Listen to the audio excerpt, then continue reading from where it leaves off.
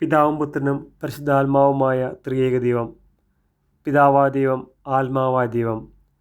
പഴയ നിയമത്തിൽ മേഘസ്തംഭത്തിലും അഗ്നിസ്തംഭത്തിലും ഇസ്രായേൽ ജനത്തിന് മുൻപേ പോവുകയും സീനായ് മലയിൽ അഗ്നിയിൽ ഇസ്രായേൽ ജനത്തിന് മുൻപിൽ ഇറങ്ങി വരികയും ചുഴലിക്കാറ്റിൽ നിന്ന് ജോബിനും ഉത്തരം നൽകുകയും എസെക്കിയേൽ പ്രവാചകൻ കിട്ടുന്ന ദൈവദർശനത്തിൽ ഇന്ദ്രനീലക്കലുപുള്ള സിംഹാസനത്തിൽ മനുഷ്യൻ്റെ പോലുള്ള രൂപത്തിൽ അരക്കെട്ട് പോലെ തോന്നിച്ചിരുന്നതിൻ്റെ മുകൾ ഭാഗം തിളങ്ങുന്ന ഓട് പോലെയും അഗ്നി കൊണ്ട് പൊതിഞ്ഞിരുന്നാലെന്ന പോലെയും താഴെയുള്ള ഭാഗം അഗ്നി പോലെയും മഴയുള്ള ദിവസം മേഘത്തിൽ കാണപ്പെടുന്ന മഴവിൽ പോലെ ചുറ്റും പ്രകാശം ഉണ്ടായിരുന്നതുമായ കർത്താവിൻ്റെ മഹത്വത്തിൻ്റെ രൂപത്തെപ്പറ്റിയും ഇവ ദർശിക്കുന്ന മാത്രയിൽ കമിഴ്ന്നു വീഴുന്ന എസെക്കിയേൽ പ്രവാചനെയും വചനത്തിൽ കാണാം.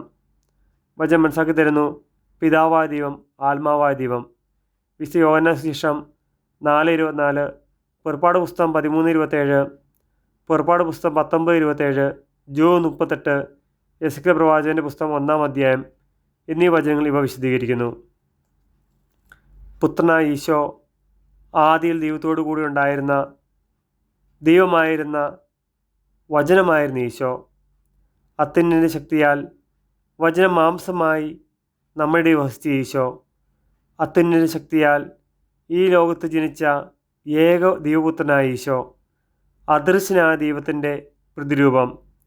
വിശുദ്ധ യോഹന്നാൻ സുവിശേഷം 1-ാം അധ്യായം, വിശുദ്ധ ലൂക്കാസ് സുവിശേഷം 1:35, കൊളോസ്സസ് ലേഖനം 1:15 എന്നീ അധ്യായങ്ങൾ ഈ വചനങ്ങൾ നമുക്ക് മനസ്സിലാക്കി തരുന്നു. പരിശുദ്ധാത്മാവായ ദൈവത്തെപ്പറ്റി വിശുദ്ധ യോഹന്നാൻ സുവിശേഷം 15:26 വചനം പഠിപ്പിക്കുന്നു. പിതാവിൽ നിന്ന് പുറപ്പെടുന്ന സത്യാത്മാവ്. മനുഷ്യനും ഇതുപോലെ 3 രൂപങ്ങളുണ്ട്: ബോഡി, സോൾ, സ്പിരിറ്റ്. ഹെബ്രായ ലേഖനം 4:12, 1 തെസ്സലോനിക്ക 5:21, വിശുദ്ധ ലൂക്ക 1-ാം അധ്യായം 46-47 വചനങ്ങൾ ഇവ നമുക്ക് മനസ്സിലാക്കി തരുന്നു.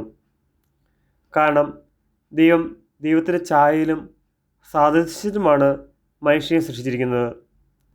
വിശുദ്ധ യോഹന്നാൻ സുവിശേഷം 14:11 ഈശോ പഠിപ്പിക്കുന്നു, ഈശോ പിതാവിലും പിതാവ് ഈശോയിലും വസിക്കുന്നു. അതായത് പിതാവ്, പുത്രൻ, പരിശുദ്ധാത്മാവ് 3 വ്യക്തികളല്ല, ഒരു വ്യക്തിയിലെ 3 രൂപങ്ങളാണെന്ന് വചനം ഇവിടെ മനസ്സിലാക്കി തരുന്നു. പിതാവും പുത്രൻ പരിശുദ്ധാത്മാവ് ത്രിയേക ദൈവം നമ്മളെല്ലാവരെയും സമത്വമായി അനുഗ്രഹിക്കട്ടെ. ചാനൽ നല്ലതെന്ന് തോന്നുന്നെങ്കിൽ സബ്സ്ക്രൈബ് ചെയ്യുക, ഷെയർ ചെയ്യുക, ലൈക്ക് ചെയ്യുക, മറ്റുള്ളവരെ സബ്സ്ക്രൈബ് ചെയ്യാൻ പ്രേരിപ്പിക്കുക. ദൈവം എല്ലാവരെയും സമത്വമായി അനുഗ്രഹിക്കട്ടെ. ആമേൻ.